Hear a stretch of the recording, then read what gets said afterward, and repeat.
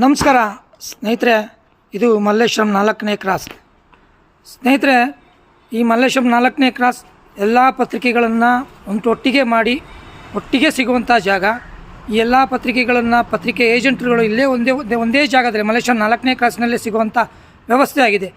25 ವರ್ಷಗಳಿಂದ ಮಲ್ಲೇಶ್ವರಂನ 8ನೇ ಕ್ರಾಸ್ನಲ್ಲಿದ್ದಂಥ ಡೆಕ್ಕನ್ ಪ್ರಜಾವಾಣಿಯನ್ನು ಮಲ್ಲೇಶ್ವರಂ 4ನೇ ಕ್ರಾಸಿಗೆ ಸ್ಥಳಾಂತರಿಸಿ ಎಲ್ಲ ಪತ್ರಿಕೆಗಳು ಒಂದೆಡೆ ಸಿಕ್ಕಿ ನಮ್ಮ ಮುಂದೆ ಈ ಒಂದು ಏನು ಸಂಪಿಗೆ ಮುಖ್ಯ ರಸ್ತೆ ಇತ್ತಲ್ಲ, ಇದು ಏಕಮುಖ ರಸ್ತೆಯಾಗಿ ತುಂಬ ಅನಾಹುತಗಳಾಗ್ತಾಯಿತ್ತು, ಅಪಘಾತಗಳಾಗ್ತಾಯಿತ್ತು.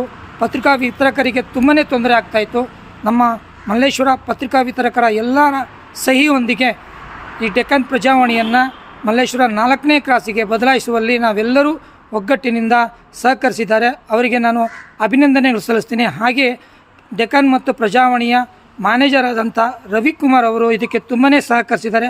ಅವರಿಗೂ ಸಹ ಈ ಮೂಲಕ, ಹಾಗೆ ಮಲ್ಲೇಶ್ವರಂ ವಿಭಾಗದ ಈ ಪತ್ರಿಕೆಯ ಮಾಲೀಕರಿಗೂ ಸಹ ನಾನು ಎಲ್ಲರ ಪರವಾಗಿ ಅಭಿನಂದನೆಗಳನ್ನು ಸಲ್ಲಿಸ್ತಾ ಇದ್ದೀನಿ. ಮುಂದೆ ಆಗುವಂಥ ಅನಾಹುತ ಏನಿತ್ತು ನಮ್ಮ ಪತ್ರಿಕಾ ವಿತರಕರಿಗೆ, ಹಾಗೆ ಪೊಲೀಸ್ ದಂಡಗಳಿತ್ತು ಆ ವಾಹನಗಳ ಮೇಲೆ, ಅವೆಲ್ಲವನ್ನು ತಪ್ಪಿಸಿದ್ದಕ್ಕೆ ನಾನು ಮಗದೊಮ್ಮೆ ಎಲ್ಲರ ಪರವಾಗಿ ಅವರಿಗೆ ಅಭಿನಂದನೆ ಸಲ್ಲಿಸ್ತೀನಿ.